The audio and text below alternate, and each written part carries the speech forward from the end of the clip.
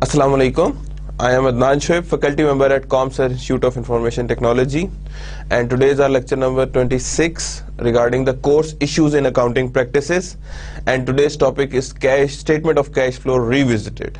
What we have done in our last lecture, क्या किया था हमने उसमें, that we have studied regarding overall time value of money, कि time value of money क्या होती है, किस तरह वर्क करती है, किस तरह नॉर्मल अकाउंटिंग में उसे यूज किया जाता है, किस तरह वो ओवरऑल वर्किंग में यूज करता है, एंट्रीज में कैसे यूज किया जाता है, लीजिंग में इसका क्या रोल है, लॉन्ग टर्म बॉन्ड्स में क्या रोल है, पेंशन प्लान्स बनाने में इसका क्या रोल है.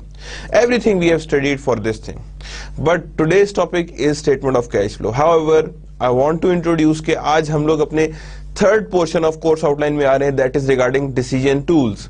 कि हमने जो डिसीजन टूल्स हैं जो अकाउंटिंग में यूज किए जाते हैं वो कौन कौन से हैं और वो कौन कौन सी टेक्निक्स हैं जिसके थ्रू हम लोग डिसीजन करते हैं. So now we are on the part 3 of our outline course outline, that is of decision tools, and today's is the first lecture of our third portion of course outline, that is of statement of cash flow revisited. याद रखिएगा, most of the time statement of cash flow की nature accounting से कम मिलती है, decision making से ज्यादा मिलती है, because it decides you, it makes a decision, but what we can say that how much cash you should have in your pocket and how to manage that cash in your pocket, कि उसे किस तरह अपनी pocket में manage करना है और किस तरह आपने उसे फर्दर यूज करना है. That we are going to study today, that is known as statement of cash flow. इसे ही कहते हैं हम, that is known as statement of cash flow. और इसी कैश फ्लो के साथ ही हम यूज करते हुए हम कहते हैं कि that is our overall cash profit. देखिए, दो तरह के प्रॉफिट अलग होते हैं, एक कहलाता है नेट प्रॉफिट, एक कहलाता है cash profit. The statement of cash flow is for the development of cash profit.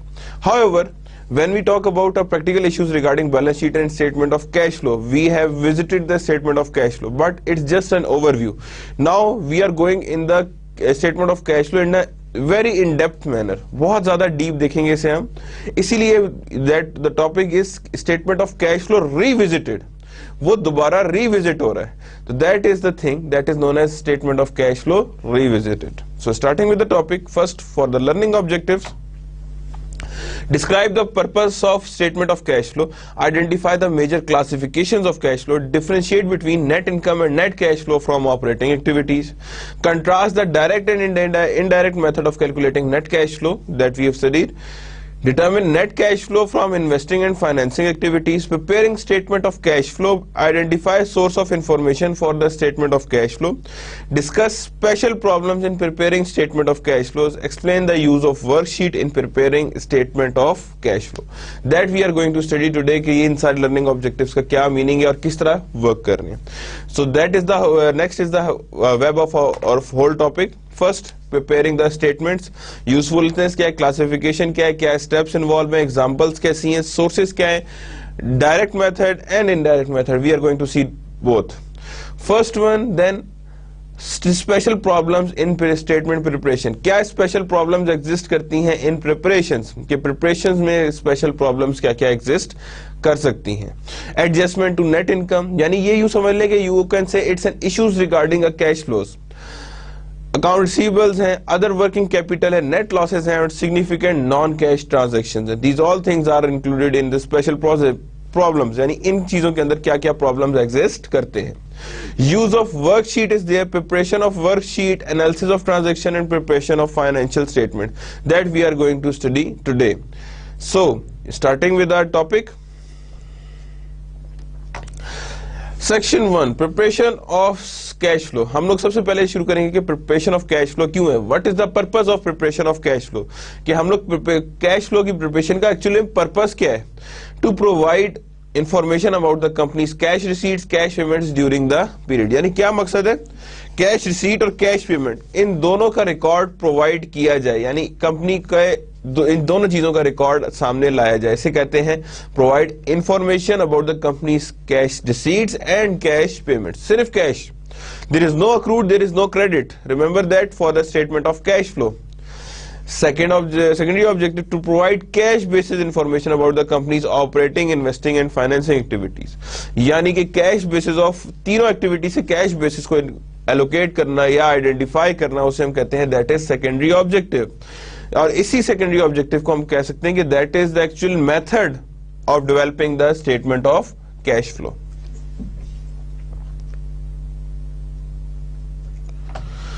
Then usefulness of statement of cash flow. कुछ statement of cash flow की usefulness होती है, provides information that helps to assess entity's ability to generate future cash flow, entity's ability to pay dividend and meet obligations.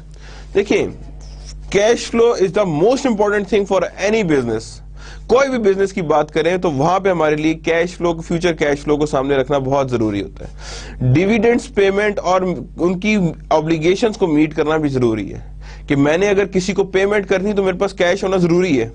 तो cash को ये भी मैंने करना है कि अगर पेमेंट उसे देनी है तो that means I have an obligation to pay for it, और जब मेरे पास ये ऑब्लिगेशन है तो that means I have to pay for the dividend and meet the obligations. Reason for difference between net income and net cash flow from operating activities, यानी कि net income और net cash flow from operating activities में जो difference आता है वो किस वजह से आता है. देखिए, नेट इनकम में से हम लोग क्या माइनस करते हैं, operating income, operating expenses minus करते हैं तो ऑपरेटिंग प्रॉफिट आता है. तो ऑपरेटिंग प्रॉफिट और कैश फ्लो यानी cash flow from operating activities, इनके जो आंसर डिफरेंट आते हैं ये क्यों आ रहे हैं, क्या रीजंस हैं, कौन सी चीजें क्रेडिट में लाए कर रही थी. Cash and non cash investing and financing transactions. Cash and non cash, जो कैश आइटम्स हैं, जो नॉन कैश आइटम्स हैं, कौन कौन सी इन्वेस्टिंग और फाइनेंसिंग ट्रांजैक्शन के अंदर एग्जिस्ट की हैं. So that is actually the usefulness of statement of cash flow, because it provides the information regarding these four concepts. Then classification of cash flow. Four things are there for the classification of cash flows: operating activities, investing activities, financing activities, and the fourth one, the beginning balance of previous year's cash flow. But the main three activities that are involved in statement of cash flow, that are the operating activities, investing activities, and financing activities. Income statement transactions जितनी भी हैं वो किस में आती हैं, operating activities में. Changes in investment and long term assets, जितनी भी एक्टिविटीज आएंगी वो किस में आएंगी, इन्वेस्टिंग एक्टिविटीज में. Financing activities, all changes in long term liabilities and share holders equity, वो सारी की सारी किस में आ जाएंगी, that is in the financing activities. किस में आएंगी ये, these are all in financing activities. Talking about the first operating activities, याद रखिएगा ऑपरेटिंग एक्टिविटीज कैसे होती हैं.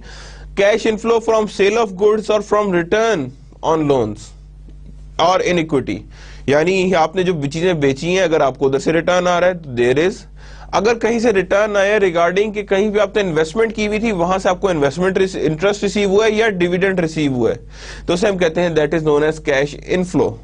कैश आउटफ्लो कहां से होगा, पेमेंट टू सप्लायर कर रहे हैं for the inventories, payment to employees कर रहे हैं फॉर द सर्विसेज, गवर्नमेंट को टैक्सेस दे रहे हैं, इंटरेस्ट किसी लोन का पे कर रहे हैं, या कोई और अदर एक्सपेंस है जो जनरेट हो रहा है ऑपरेशंस में, तो वो सारी चीजें क्या कहलाएंगी, ऑपरेटिंग कैश आउटफ्लो.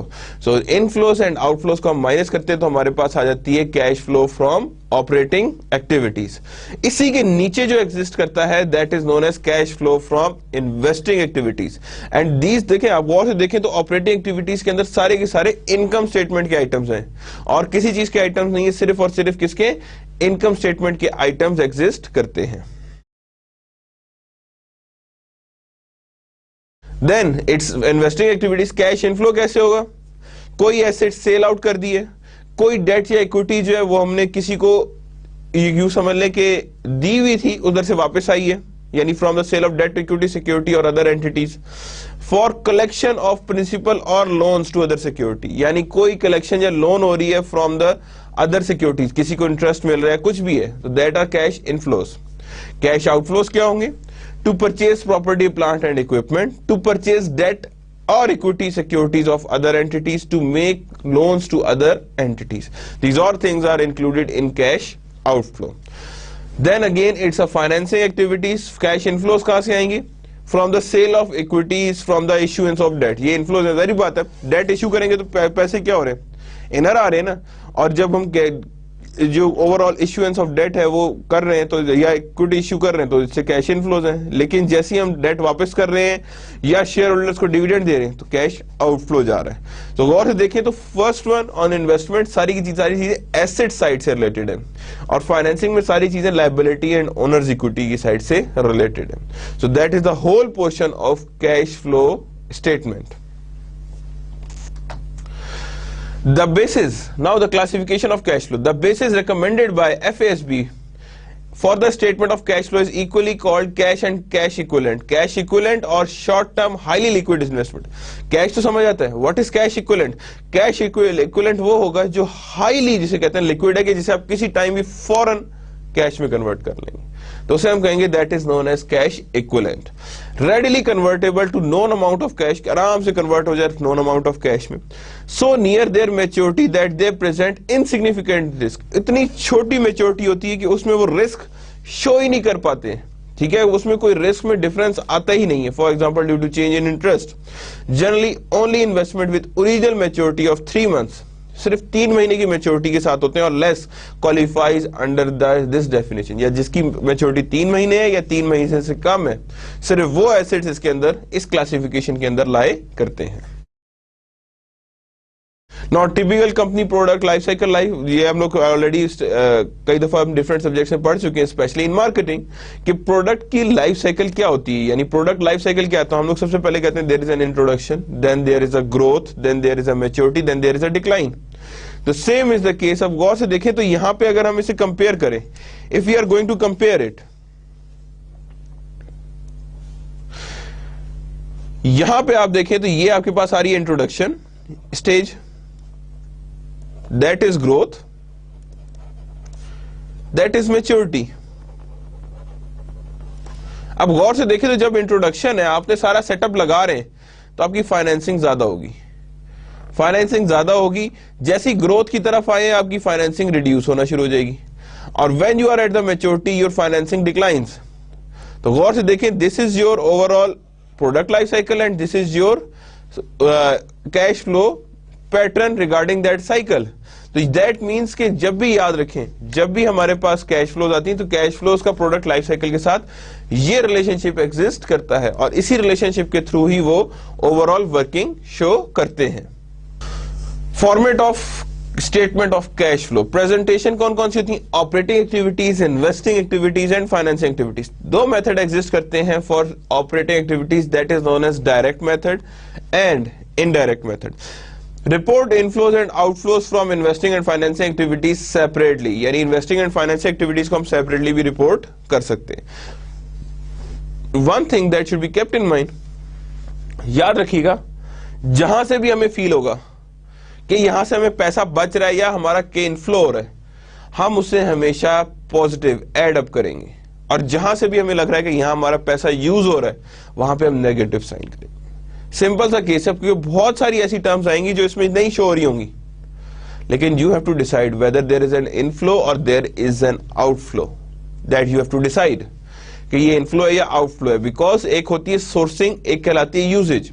जब भी सोर्सिंग आएगी तो सोर्सिंग का मतलब ये है कि आप सोर्सिंग ऑफ फंड कर रहे हैं, that means cash inflow, and uses of fund means कि कैश जो है नॉर्मली यूज हो रहा है, that means it's a negative one. Normal case में कहा यह जाता है कि that in the case of normal, your operations activities are most of the time positive, यानी means to positive means कि cash inflow generate करती हैं।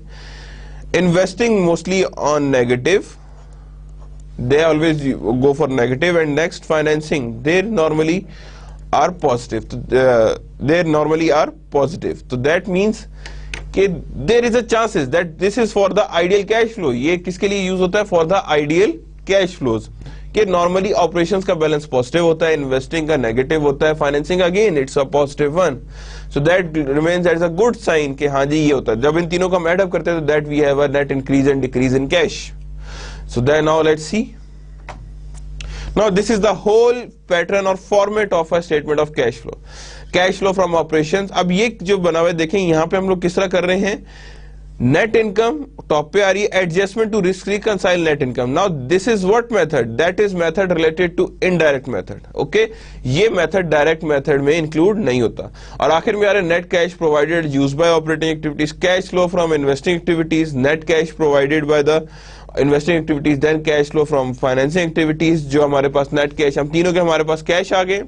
We would find it net increase और डिक्रीज इन कैश। हम क्या find करेंगे कि net increase या डिक्रीज इन कैश कितना हो रहा है, और beginning year of previous period के उसमें ये एड अप कर देंगे। तो that is known as cash at the end of period. कितना कैश है at the end of period में। स्टेप्स इन प्रिपरेशन, क्या क्या स्टेप्स इन्वॉल्व इन प्रिपरेशन।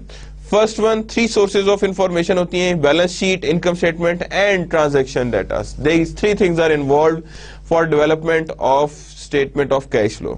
इसका मतलब है for before cash flow you have to develop balance sheet and income statement. दोनों का डेवलप होना पहले से जरूरी है।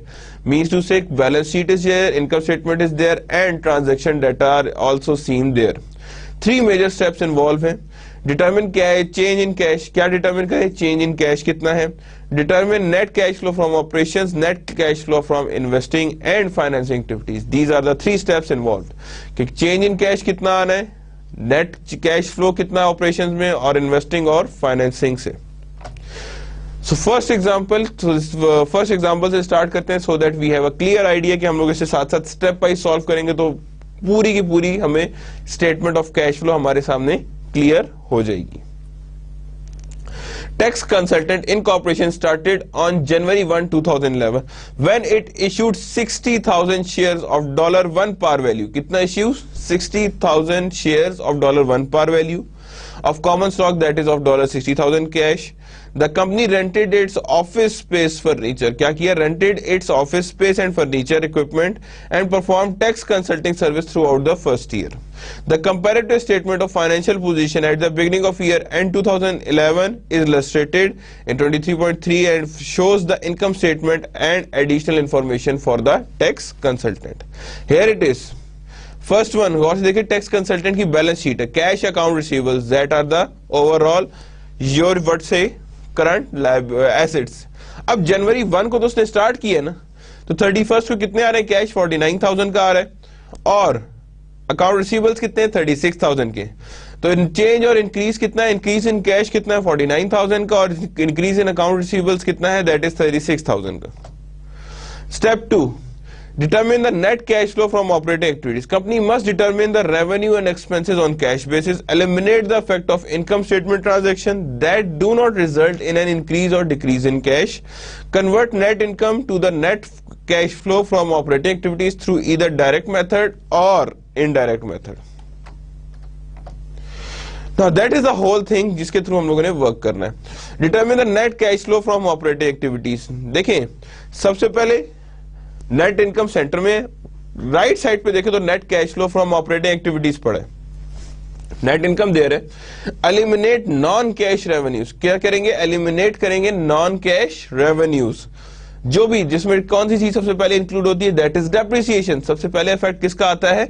डेप्रिसिएशन का आता है। देन नेट इनकम में जो भी नॉन कैश अदर रेवेन्यूज है वो भी हम माइनस कर देंगे, यानी इन दोनों को हमने एडजस्ट करना है, एलिमिनेट करना है। नेट इनकम पे कौन कौन सी चीजें अफेक्ट करनी थी? अर्नड रेवेन्यू और इनकर्ड एक्सपेंस, कि जो हमने revenue actually by cash earn किया है वो उसमें अफेक्ट करेगा, और जो एक्सपेंसेस इनकर हुए हैं जिसके लिए हमने एक्चुअल में कैश दिया है वो अफेक्ट करेगा। So that is how we are going to develop the net cash flow from operating activities. First of all direct method, we start with the direct method. Deduct operating cash disbursements from operating cash receipts. सबसे पहले ये जो अभी बन रहा है, ये जो हम लोग अभी ट्रांजैक्शंस करने लगे हैं या हम जो स्टेटमेंट बनाने लगे हैं, that is related to direct method, कि डायरेक्ट मेथड के थ्रू ये स्टेटमेंट कैसे जनरेट होती है। Cash collected from revenues that is 89,000, cash payment for expenses that is 80,000, income before tax कितनी है? 9,000, cash payment for income tax 6,000, तो net cash provided by operating activities कितनी? 3,000। पहले कलेक्शन, फिर डिस्पर्समेंट, फिर टैक्स पेड जितना भी है वो माइनस करना है, and then cash payment to income tax, and then हमारे पास आएगा cash flow from operating activities, and net cash provided by operating activities is equivalent to cash basis net income. यानी net cash जो operating activity से आती है हमारे पास, that is the cash basis of net income. इसे क्या कहते हैं हम? Cash basis of net income. Then further direct method, अब वहां पे सब कुछ चीजें वहीं पे है. देखें नीचे अकाउंट रिसीवेबल्स में कैसे आ रहा है, कैश रिसीव फ्रॉम रेवेन्यू 89,000 था. अब गौर से देखें तो अगर आपको याद हो तो कितना था, 36,000 अकाउंट रिसीवेबल्स में था. तो हमने देखा तो कितना बैलेंस आ रहा था अकाउंट रिसीवेबल 36,000 का. So that means to say that there must be some adjustment that is required. तो दैट इज रेवेन्यू इज 125,000, तो अकाउंट रिसीवेबल्स कितना आ रहा है, that receipt from customer that is only of 89,000. यानी 125,000 is your actual sales. Minus क्या किया इसमें से, हमने अकाउंट रिसीवेबल्स को माइनस किया, और अकाउंट रिसीवेबल्स को हमने माइनस किया तो उसके बाद हमारे पास आई है रिसीट्स फ्रॉम कस्टमर, यानी ये अमाउंट हमें बाय कैश रिसीव हो गई है. Then cash payment for expenses है, that is 80,000. Let's see further. अब यहाँ पे अकाउंट पेएबल आ गए. अब यहाँ पे कितना आ रहा है, 5,000 एडिशनल, ऑलरेडी कितना बैलेंस बचा है 5,000 का, और ऑपरेटिंग एक्सपेंस कितने थे, दैट इज ऑफ 85,000, और 5,000 अभी भी अकाउंट पेएबल में पड़े. सो इन दैट मीन्स कि जो डिफरेंस है that is paid by cash, यानी ये डिफरेंस हम पेड कर चुके हैं as a cash.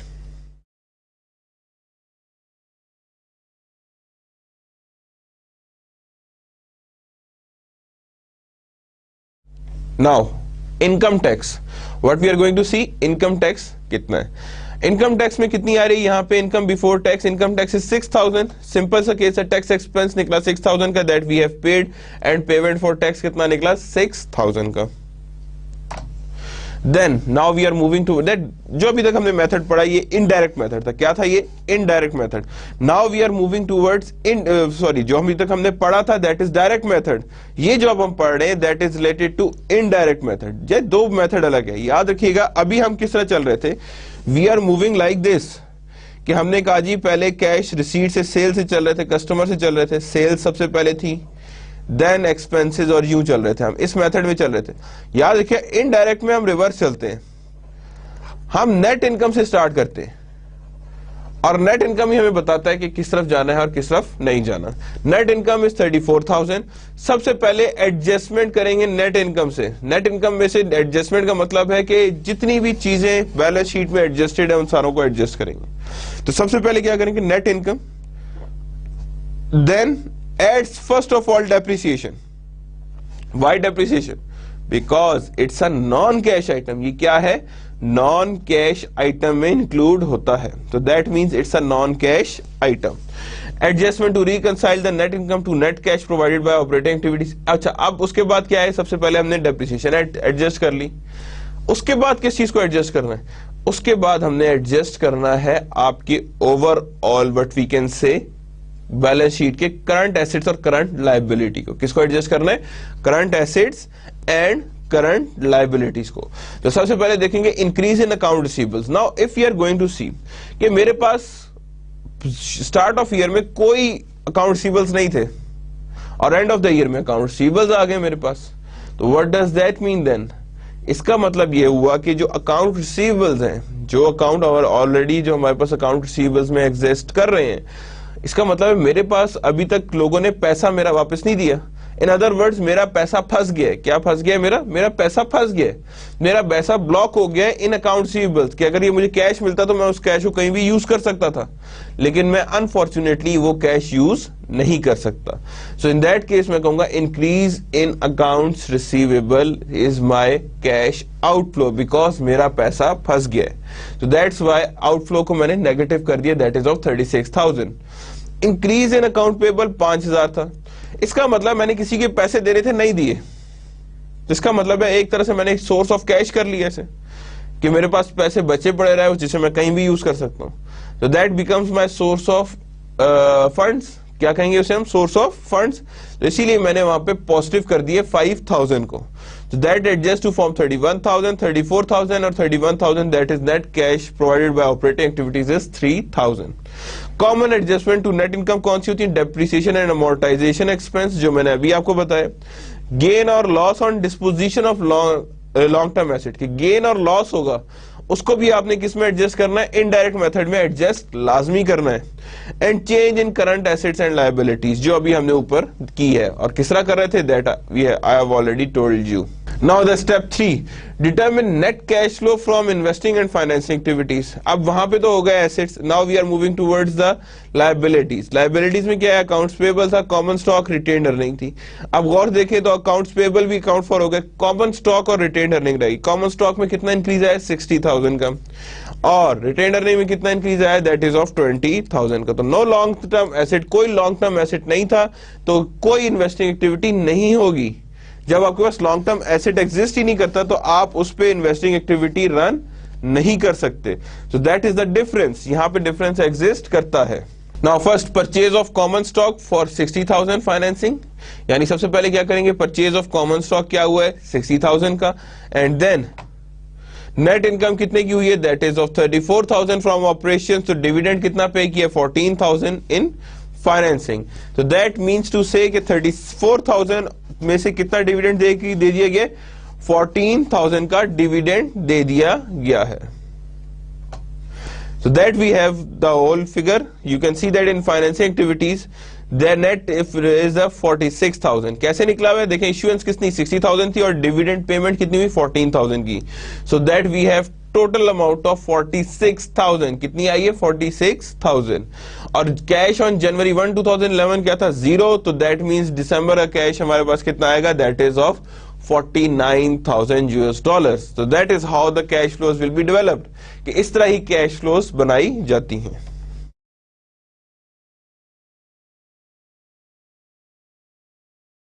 Operating activities indirect method, अब पूरी एक एग्जांपल लेके चल रहे हैं, so you have a clear idea कि how we are going to do operating activities in indirect method. Norman Company's financial statement for the year ended December 31st, 2012 contained the following condensed information. ये सारी informations वो already रखते हैं। 2011 में कुछ नहीं था, अकाउंट रिसीवेबल्स थे, अकाउंट पेएबल थे, इनकम टैक्स पेएबल थे, सर्विस रेवेन्यू, ये जो टॉप का सारा इनकम स्टेटमेंट आ रही है, गौर से देखें, से 840, operating expense 60,000, loss on sale on investments 26,000, income before tax 130,000, net income is are already 90,000, and here it is the account receivables payable and income tax payable. Changes निकालिए 22,000, 15,000 and 4,500। Now starting with the cash flow from operating activities, कौन सा method use कर रहे हैं, indirect. तो from where we should start, we should start from the net income. कहां से start करना है, नेट इनकम से।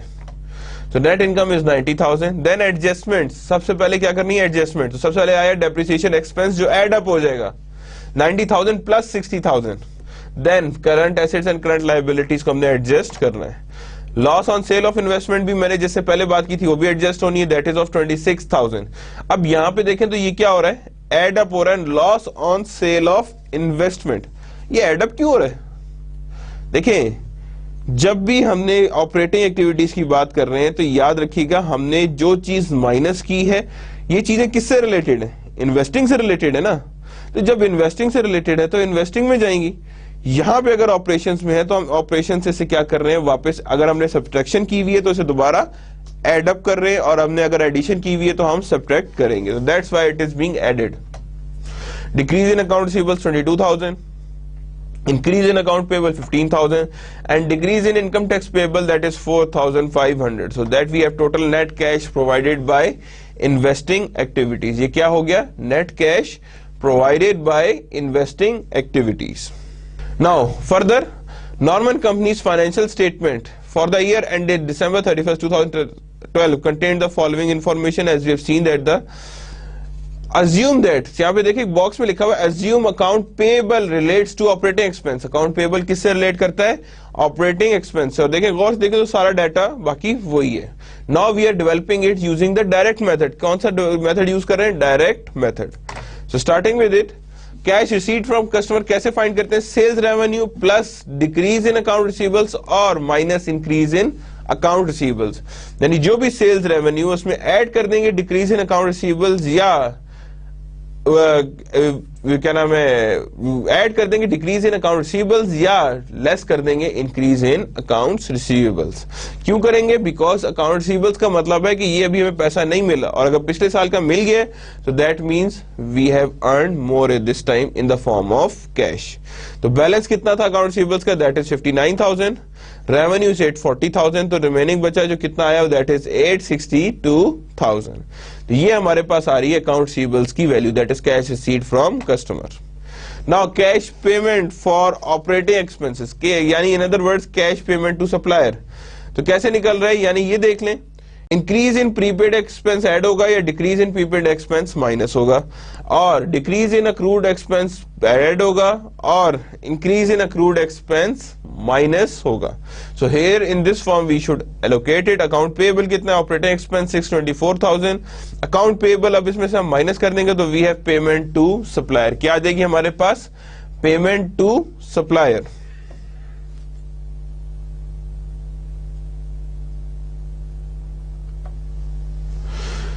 नाउ फर्दर यहां पे है इनकम टैक्स पेएबल का। इनकम टैक्स पेएबल 40,000 था, 4,000 अभी रिमेनिंग है, तो that means payment for income taxes that is 44,000।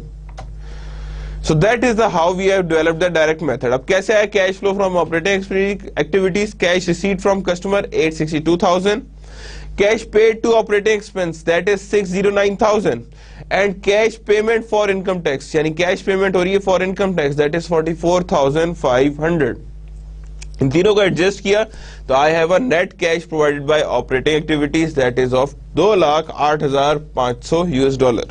So that is how we are going to find the operating activities cash flow.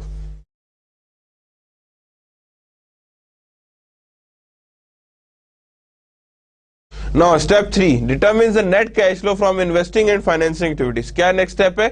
Determine the net cash flow from investing and financing activities. Plant assets that had cost of $25,000 6 years before and were being depreciated on a straight line basis over 10 years with no estimated scrap value and sold for 5,300. Now plant asset की कितनी cost थी? 25,000। accumulated depreciation minus की 10,000 बचा। Sales proceed कितनी थी overall? That is 5,300। तो loss कितना हुआ सेल के through?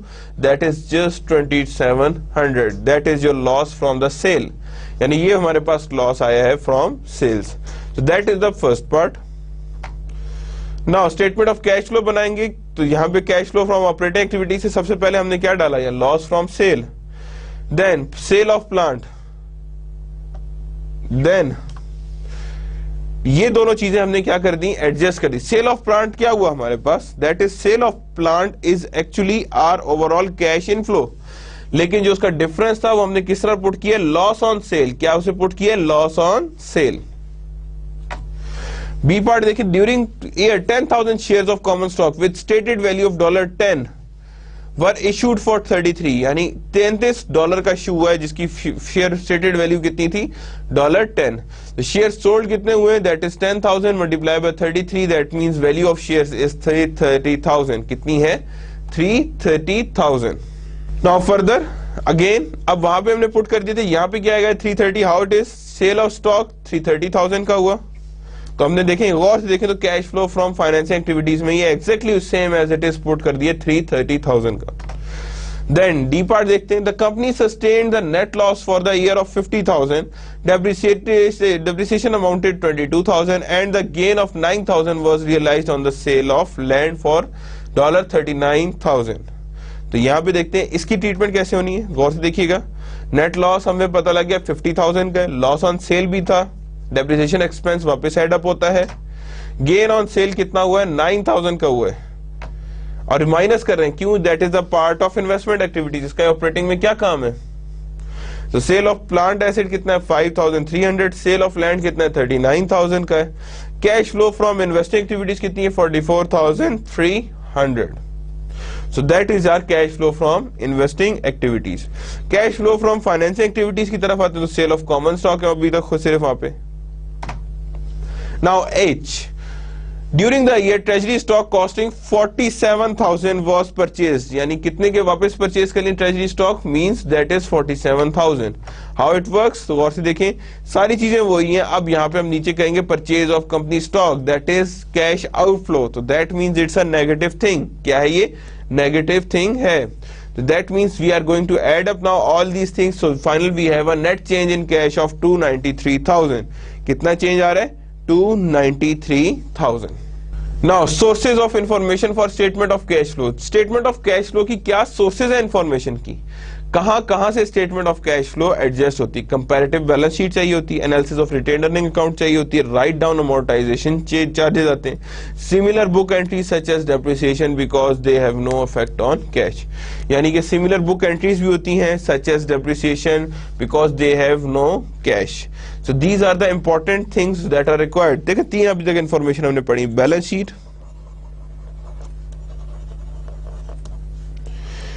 Income statement,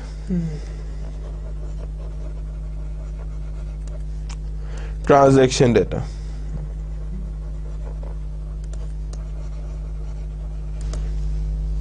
These are the 3 things that are required, यानी ये नहीं 3 चीजों को हम लोग कहते हैं that are the sources of information for statement of cash flow. Now net cash flow from operating activities indirect versus direct method. Now you are going to see कि किस तरह indirect और direct method आपस में adjust होते हैं। Additions and deductions देखें, गौर से देखें, indirect method में depreciation expense addition है, bond premium है deduction है, amortization of intangibles इधर है, tax liability इधर है। Same is the case with tax liability, same is the case with bond discount, same is the case with equity, asset, impairment, receivables, inventories, expense, payable and liabilities. These all things are additions in indirect method. However, where is the subtractions? So here is these all things are being included as your overall deductions. So यहाँ यूं समझ लें कि हम इन दोनों को combine करते हैं तो we form the cash flow from operating activities. क्या फाइंड करते हैं हम, cash flow from operating activities.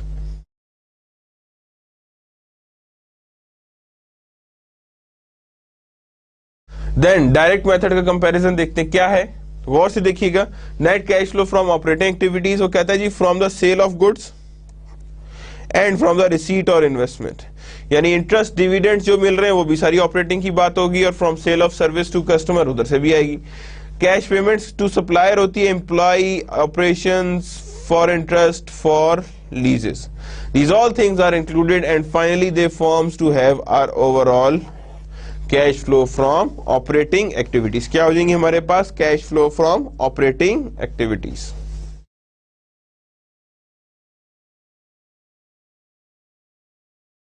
Now, net cash flow from investing activities, direct versus indirect method. Direct versus indirect method controversy क्या है, in favor of direct method. जब भी controversy है जिसमें बहस होती है उसमें डायरेक्ट को हमेशा प्रेफरेंस नहीं दी जाती, बल्कि इनडायरेक्ट को प्रेफरेंस नहीं दी जाती, बल्कि डायरेक्ट मेथड को प्रेफरेंस ज्यादा दी जाती है, because it is more preferable as compare to indirect method. क्यों इस तरह का है, क्या रीजंस हैं? बिकॉज डायरेक्ट मेथड आपको एग्जैक्टली जिस मेथड में आपके पास कैश रिसीव हुआ है उसी मेथड में लेके चलता है, लेकिन इनडायरेक्ट मेथड इसे रिवर्स फॉर्म में लेके जाता है जिसमें बैलेंस शीट आइटम्स को भी अप्रोच कर रहा होता है, बिकॉज कैश का रिलेटेड या कैश इनफ्लो आउटफ्लो का रिलेशन ज्यादातर इनकम से होता है रादर देन आप बैलेंस शीट के स्पेसिफिक करंट एसेट और लायबिलिटीज को एडजस्ट करें, तो that would be in the favour of direct method. Shows operating receipts and payments, ये इंपॉर्टेंट चीज होती है, ये जरूर शो होनी चाहिए। Then, information about cash receipts and payment is more revealing of a company's ability, यानी कैश रिसीट्स और पेमेंट्स बताने से कंपनी की वेरिएबिलिटी ज्यादा क्लियर होती है और साथ ही लिक्विडिटी भी ज्यादा नजर आती है। And information about receipt and payment is more revealing in company ability to generate sufficient cash. क्या काम होता है? Sufficient cash from operating activities to pay its debts. यानी sufficient cash from operating activities हो to pay its debt. यानी cash क्यों required होता है? Because in order to pay your debts. To reinvest in its operation, कुछ चीजें reinvest कर दी जाए on operations, that is also possible. To make distribution to its owner, owner को डिस्ट्रीब्यूट करना होता है कैश फ्लो। याद रखिएगा आफ्टर ऑपरेशंस और आफ्टर नेसेसरी इन्वेस्टमेंट्स जो बच जाता है उसे नॉर्मली कहा जाता है that is known as free cash flow. क्या कहा जाता है उसे? Free cash flows. तो यहां पे भी वही बात कर रहा है कि that is for the free cash flow. Next advance form of this statement of cash flow is related to free cash flow.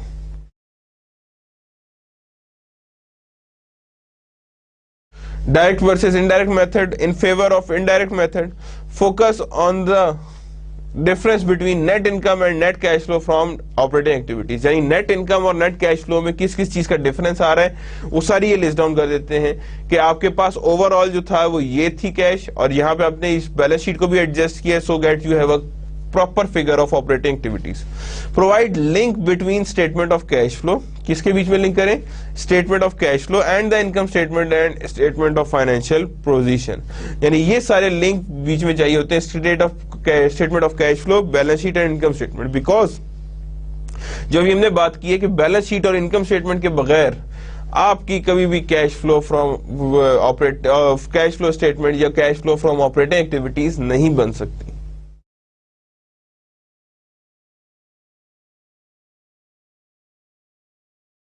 Adjustment to net income, depreciation and amortization. First thing come first कि सबसे पहले क्या है, net income में कौन सी चीज सबसे पहले एडजस्ट करनी है? That is depreciation. किसको एडजस्ट करना है? डेप्रिसिएशन को। Amortisation of limited life intangible assets, ये किसकी अमोर्टाइजेशन है? इंटेंजिबल लाइफ एसेट्स की। Amortisation of bond premium, that is also being included. Post retirement benefit cost and company must adjust net income by the difference between cash paid and expense reported. Now first one, depreciation and amortization. Now what is the difference between depreciation and amortization? क्या difference इन दोनों के बीच में exist करता है कि depreciation और amortization में ये difference exist करे? सबसे पहली अगर बात करें कि हमारे पास depreciation और amortization actual में होती क्या है, देखिए depreciation क्या है, हमारे पास नॉन कैश आइटम है।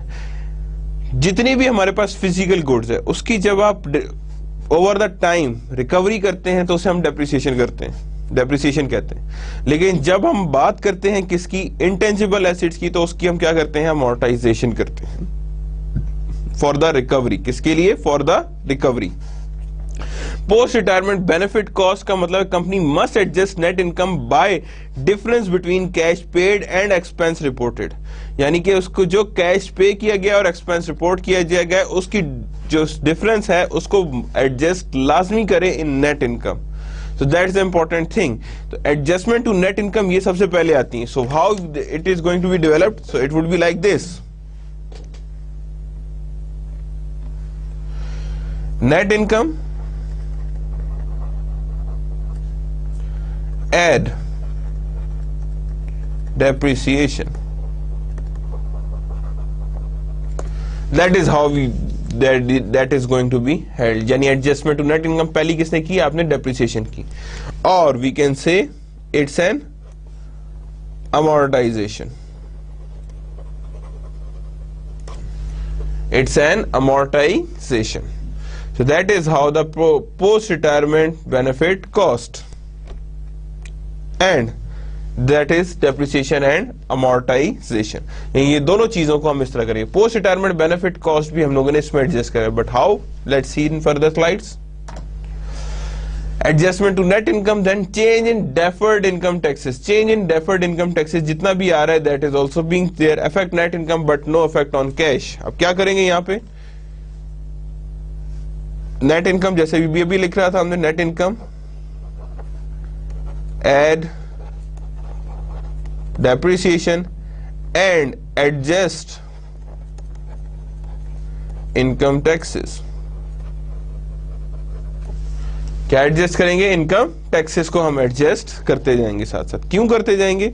बिकॉज जो डेफर्ड इनकम टैक्स अगर कम हो गए हैं तो इसका मतलब है कि आपकी ओवरऑल एसेट्स को यूजेज यानी टैक्सेस की यूजेज आकी जो आपने एडिशनल पिछले साल दे दिए थे। देखिए अभी हमने टैक्सेस किए थे तो उसके अंदर भी दो चीजें थी, एक प्रायर टैक्सेस थे, एक डेफर्ड टैक्सेस। तो that we are talking about deferred taxes. Equity method of accounting, net increase in the investment account does not cash flow. यानी कि जो भी नेट इंक्रीज इन इन्वेस्टमेंट है क्या है? नेट इंक्रीज इन इन्वेस्टमेंट आए does not affect cash flow. कोई भी इन्वेस्टमेंट में अगर इंक्रीज आए तो कई दफा वो बिल्कुल भी इफेक्ट नहीं करेगा कैश फ्लो को। Company must deduct the net increase from net income to arrive at the cash flow from operating activities. Company के लिए जरूरी है कि जितना भी इंक्रीज इन कैश फ्लो आया उसको उसमें एडजस्ट लाजमी करे to have the cash flow from operating activities, कि ताकि हमारे पास cash flow from operating activities clear होके सामने आ जाए।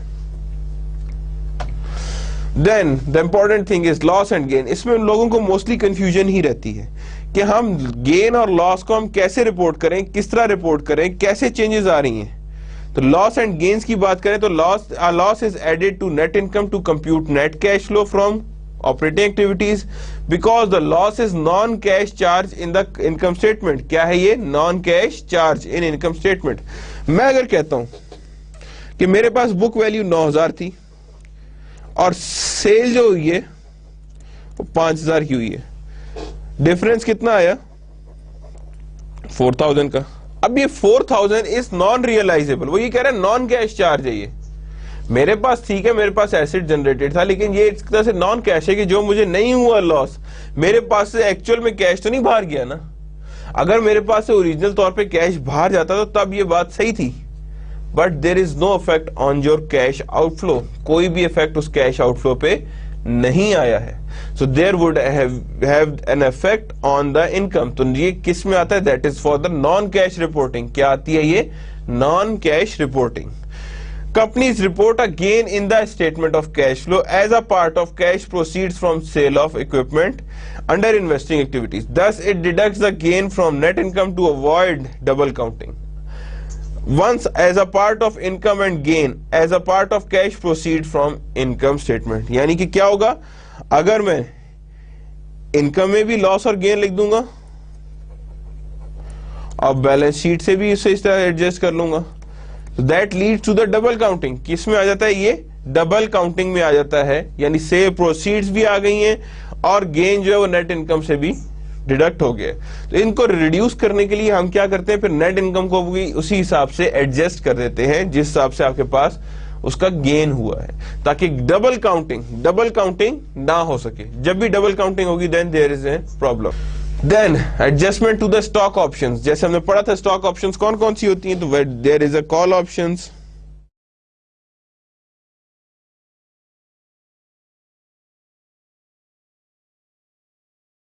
then there is a put option,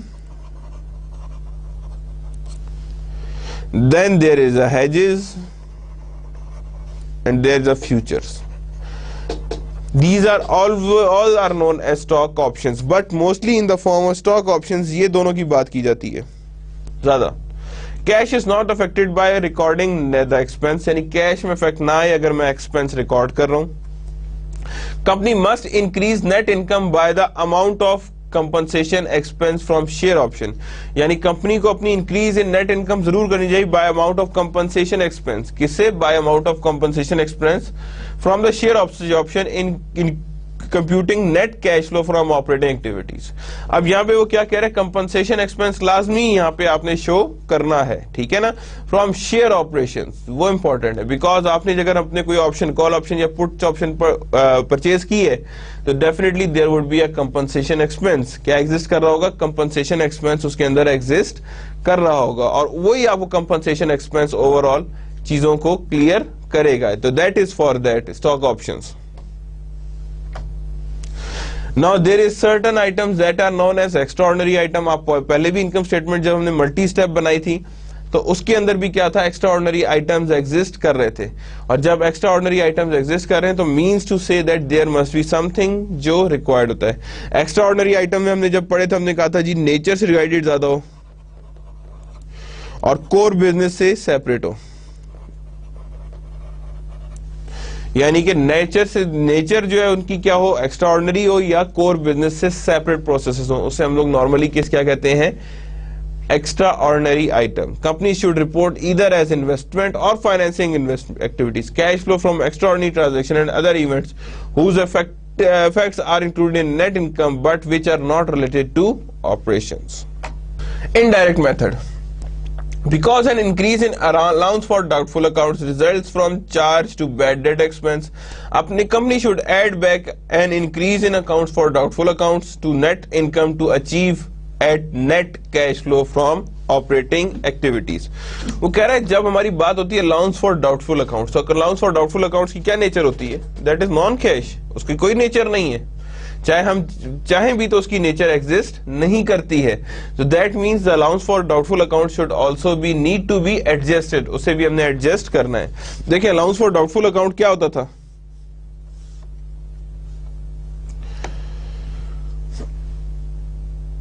it's a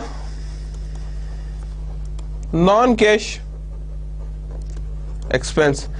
अगर मैंने इसका अकाउंट जनरेट कर लिया है,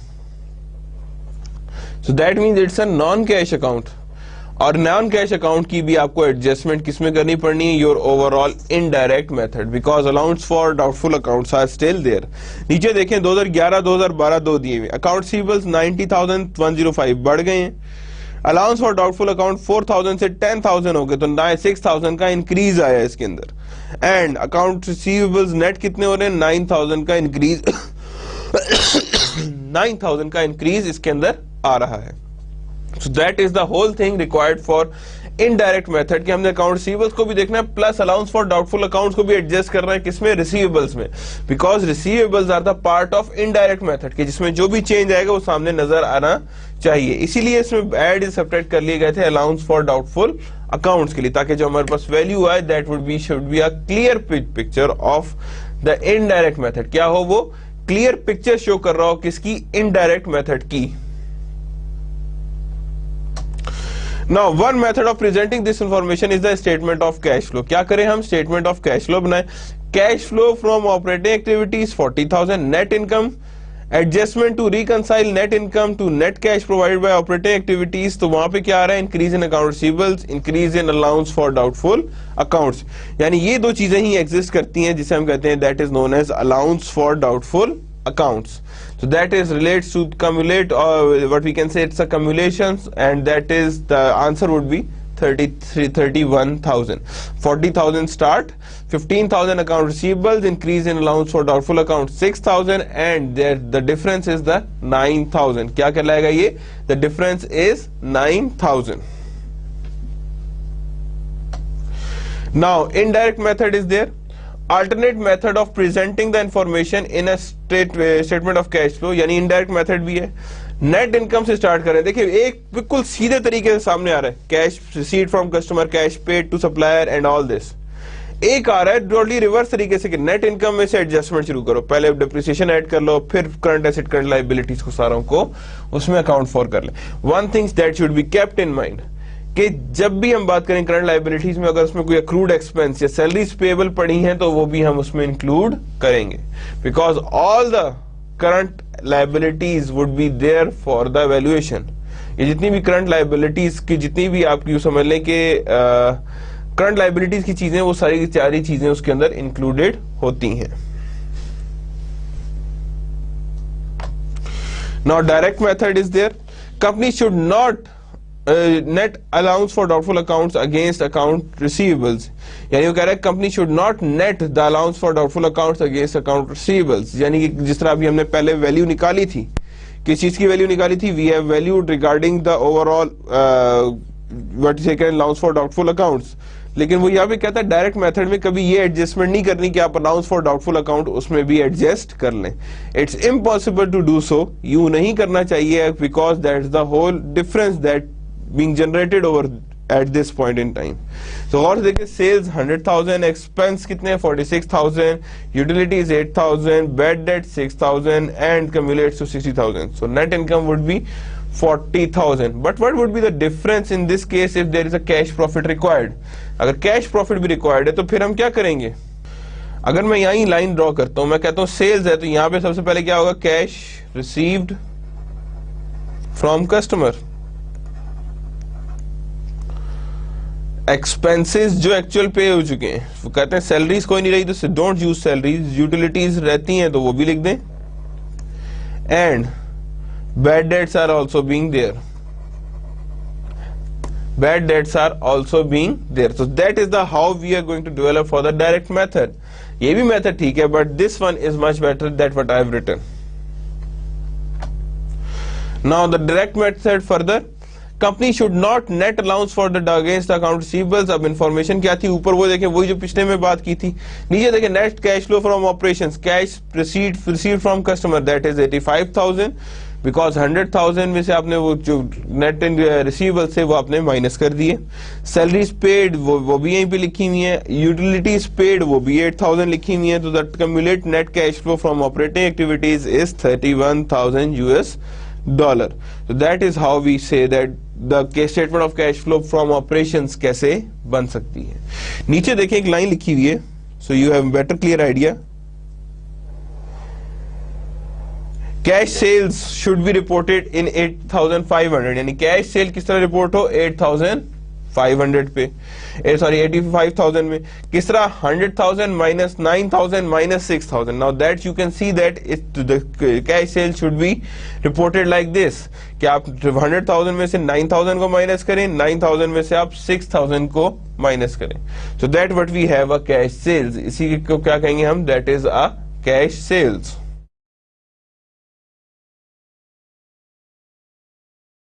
Now other working capital changes, कुछ और working capital changes भी आते हैं. Some changes in working capital, although they affect cash, do not affect the net income. यानी कुछ changes working capital में ऐसे भी होते हैं जो ओवरऑल आपको अफेक्ट नहीं बता रहे होते हैं, लेकिन अफेक्ट कर भी नहीं रहे होते हैं नेट इनकम पे. यानी कि affect cash do not affect on the net income, although they affect cash, यानी कैश पे अफेक्ट डालेंगे but do not affect the net income. Net income में कोई भी चेंज ये लोग नहीं ला सकते. So that's the thing which is known as net income. Purchase of short term non trading equity investment, यानी परचेज ऑफ किसकी, short term non trading equity investment. What is meant by non trading? सबसे पहली चीज जो आती है non trading के अंदर, वो याद रखिएगा कि वो सिक्योरिटीज जो फ्रीक्वेंसी ऑफ ट्रेडिंग लो हो उसे कहते हैं नॉन ट्रेडिंग. कभी ये नहीं कि बिल्कुल जीरो, वो चीज जिसमें आपकी ओवरऑल जो नॉन ट्रेडिंग का मतलब है कि minimal trading is being done. तो purchase of short term non trading equity investment, issuance of short term non trade note payable for cash. Non trade का मतलब ऐसे मार्केट में जाए आप सेल नहीं कर सकते, you have to hold it for the maturity. कब तक इसे होल्ड करना है, for the maturity. And cash dividend payable, that is also being adjusted for the working capital. क्या होगा ये, इसे भी हम एडजस्ट कर रहे हैं for the working capital changes because it is being required. ये required है.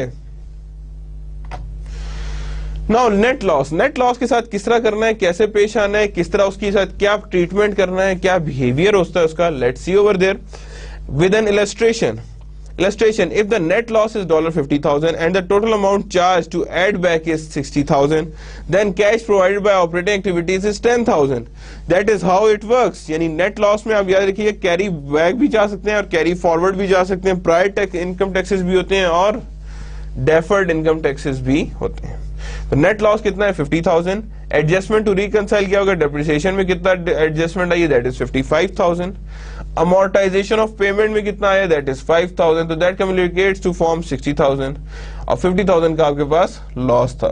That means 10,000 is the net cash provided by operating activities. क्या है ये, net cash provided by operating activities.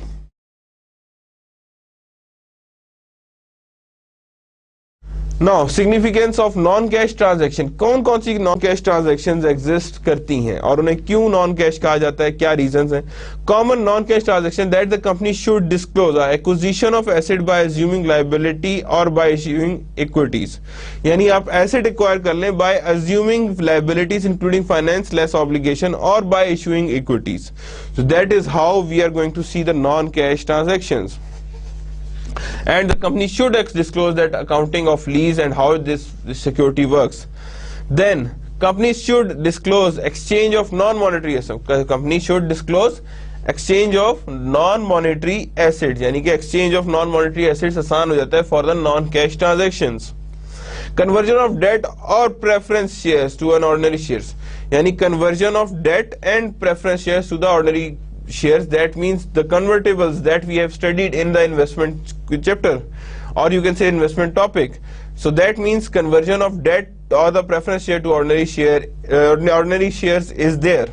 Issuance of equities to retire debt, यानी issuance of equity करेंगे to retire the debt, यानी debt की retirement के लिए हम इसमें क्या करेंगे, issuance of equity securities देखेंगे.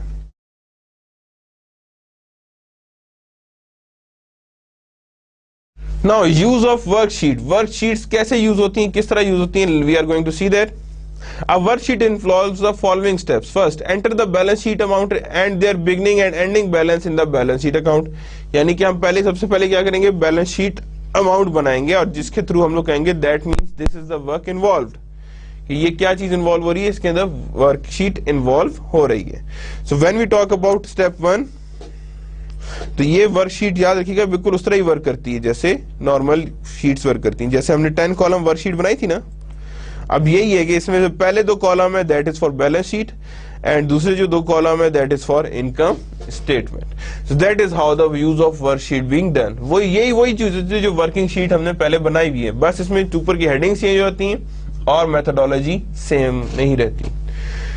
Chapter 2, enter the data that explain the changes in the balance sheet account, यानी data enter करें that explains the change in the balance sheet account and their effect on the statement of cash flow in the reconciliation of course of the worksheet.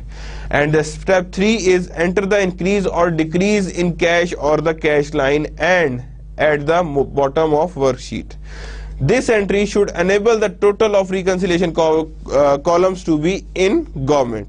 So यहाँ पे आपने increase और decrease in cash को भी साथ लेके चलना है ताकि वो आपको क्लियर बता सके कि किस तरह कॉलम ऑफ वर्कशीट्स यूज हो सकती हैं. Now here are some relevant facts regarding your overall what we have studied is about the statement of cash flow. अब आपके पास क्लियर आइडिया हो गया कि what the cash flow is and how it works. यानी cash flow कैसा है और किस तरह क्या काम आता है. हमने एग्जांपल भी किए हैं इसके ऊपर, किस तरह कैश फ्लो पूरा जनरेट होता है, किस तरह कैश फ्लो क्या नाम है डेवलप हो रहा होता है. But there are some relevant facts regarding IFRS and GAAP. IFRS और गैप के बीच में कुछ रेलेवेंट फैक्ट्स हैं जो एग्जिस्ट करते हैं. Companies preparing financial statements under IFRS must prepare statement of cash flow as an integral part of financial statement. यानी ये जो स्टेटमेंट ऑफ कैश फ्लो है ये according to IFRS that is an integral part of the overall you can say environment, yani it's an integral part of your financial statement. Both IFRS and GAAP requires the statement of cash flow should have 3 major section. कहते हैं दोनों कह रहे हैं कि statement of cash flow के 3 major section है, that is operating, investing and financing along with changes in cash and equivalent. यानी कि operations, investing, financing along with cash and cash equivalent, these things are involved in it. Similar to GAAP, the cash flow statements can be prepared using either indirect or direct method. यानी GAAP कहता है कि GAAP या तो indirect method use करो या direct method use करो, whatsoever you like. Both IFRS and GAAP, most companies use indirect method for reporting the cash flow from investing activities. Most of the companies जो US की हैं वो ज्यादा कौन सा यूज कर रही होती हैं, indirect method यूज कर रही होती हैं for reporting. तो indirect method में जब आपने overall उससे prepare कर लिया है तो that means कि वहां पे आप कहेंगे कि that is indirect method for reporting cash flow from investing activities. यानी most companies use indirect method for reporting net cash flow from operating activities. Now, the definition of cash flow, cash equivalent used in IFRS is similar to GAAP. A major difference is that the certain situation, bank overdraft are considered part of cash and cash equivalent under IFRS. Under GAAP, bank draft is classified as operating financing activities. यानी ये difference IFRS और GAAP के अंदर exist करता है कि एक इसे कैश और कैश इक्विवेलेंट बनाता है, दूसरा कहता है कि ये जो है इसे क्लासिफाई करें as a financing activities. One area where there can be substantive difference between IFRS and GAAP relates to the classification of interest. कि क्या कहाँ पे यहाँ पे बेसिक डिफरेंस लाई करता है, that is of classification of interest, dividends and taxes. यानी कि ये चीजें किस तरह क्लासिफाई होंगी, क्या रेट्स और किस रेट पे जाके ये डेवलप होंगी. While GAAP requires that except for the dividend paid, these all items are reporting in dividend. यानी GAAP कहता है कि सिर्फ डिविडेंड पेड के अलावा बाकी सारी की सारी रिपोर्टिंग कहां होनी चाहिए, एंड ऑपरेटिंग एक्टिविटीज, यानी टॉप पे ये जाके इसकी जो ओवरऑल इवैल्यूएशंस है होनी चाहिए. These items are reported as in operating activities, जिसे हम क्या कहते हैं, operating activities. So that's the end of our today's lecture. What we have done today is the statement of cash flow, that is we have revisited it कि किस तरह statement of cash flow develop होती है, क्या statement of cash flow के पीछे reasons behind है, किस तरह develop की जाती है, step wise format देखा, फिर हमने multiple formats देखे, कुछ gap और IFRS के बीच में जो differences exist करते हैं वो भी देखे हमने, कुछ चीजें हमने और develop की, इसमें steps develop किए, उसमें हमने देखा कि क्या securities किस तरह manage किया जाता है, अगर कोई भी specific head है आपकी कैश फ्लो का तो उसे हमने कैसे रिजॉल्व करना है. These all things we have studied in this lecture. And furthermore, one more thing that should be kept in mind, statement of cash flow is as important as balance sheet and income statement. लेकिन balance sheet और income statement की तरह इसकी कोई 10-12 ratio नहीं है जिससे हम इसे एनालाइज कर लें. इसकी रेशियोज नॉर्मली रिलेटिव टेक्निक्स पे एग्जिस्ट करती हैं. कहां पे एग्जिस्ट करती हैं, रिलेटिव टेक्निक्स के, जो भी हमारे से रिलेटेड है हम उसी के हिसाब से इसकी एनालिसिस करते हैं, और इसी को कहते हैं हम, that is known as your overall statement of cash flow. We have done it in a balance sheet topic, practical issues in balance sheet, but in detail now you have a more clear idea to how the statement of cash flow will be developed, यानी statement of cash flow कैसे develop होगी, और वही हमें बताएगा कि किधर पे क्या चीज लाए कर रही है. So that's the end of our today's lecture, and today's our lecture number today was our lecture number 26. So that's the end of the today's lecture. Allah Hafiz.